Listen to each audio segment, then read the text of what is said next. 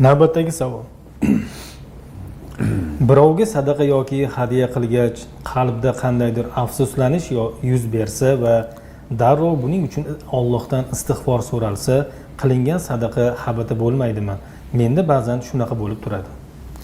Bismillah va salatu vassalamu ala rasulilloh va ba'd. Inson qalbidan o'tgan narsaga javobgar bo'lmaydi. Ya'ni bu hadisda kelgan Alloh taolo bu ummatni ichidagi o'tgan gaplardan o'tib yordi degan. Odam ya'ni ba'zi holatlarda bir xil narsani yoqtirmaydi. Mana jihad haqida Alloh taolo aytganki, kutiba alaykumul qitalu va huwa kurhul lakum. Sizlarga jihad farz qilindi, holbuki sizlar uni yomon ko'rasizlar. O'zi kim yaxshi ko'radi desangiz, albatta u narsa odamni nafsiga yoqmaydigan ish. Xotiningiz beva qoladi, bolalaringiz yetim qoladi. Qancha jarohatlanib kelishingiz mumkin, ko'zingizdan ajralib, qo'lingizdan ajralib, oyog'ingizdan ajralishingiz mumkin.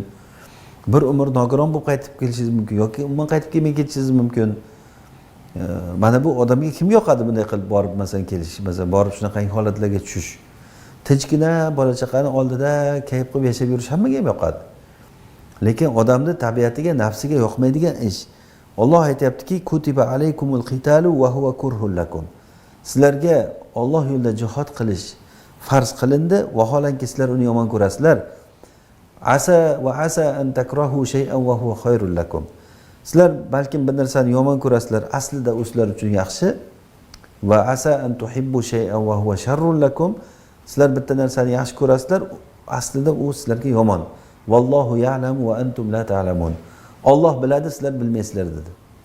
Ana shunda joyda hozir va huwa kurhul lakum deganda inson o'sha narsani yomon ko'rsa ham lekin bajarishida ajr ko'p. Yoki masalan namozda aytganda Rasululloh sollallohu alayhi vasallam isbag'ul wudu' indal makarih deb keladi.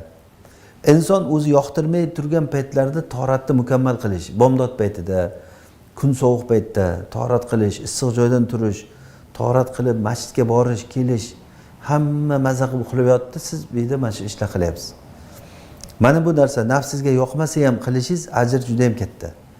Odam bir narsani yoqtirmasdan ham qilsa, ana bu ajri katta bo'ladi. Bir narsani Alloh yo'lida berib yubordingiz, ichingizdan o'sha narsa yoqmasa ham, ichingizdan o'tsa ham, lekin amalda o'shani siz nafsingizga g'olib bo'ldingizmi, demak bilingki sizning ichingizda bu haqiqiy iymon jangi bo'lyapti degani. Mana bu sarihul iymon deyilgan hadisda. Haqiqiy iymon mana shu narsa kurash bo'lyapti degani. Endi odam bolasi molga ajraladi. Ichingizdan achinish o'tsa ham siz o'shani yengib tashlayapsizmi, demak ichingizda iymoniy kurash bo'lyapti degani. Buni ketkizishning yo'li nima? Afsuslanishni o'rniga xursand bo'lishni keltirishning yo'li oxiratga bo'lgan iymonni kuchaytirish kerak. Siz bilingki, sizda o'sha bergan narsangiz oxiratga o'tib ketdi, sizning hisobingizga o'tdi. Mana Rasululloh sollallohu alayhi vasallam qo'y so'yilganda ayollardan so'rasa, qancha qoldi o'zimizga deganda, ya'ni o'zimizga bitta qo'lni olib qoldikda, qolgan hammasini berib yubordik desalar, yo'q, unday demanglar. Bitta qo'lini berib yuborib, qolgani o'zimizga qoldi deb tushuninglar deganlar. Ya'ni bitta qo'yni, bitta qo'lini o'zimizga yeyishga olib qoldik.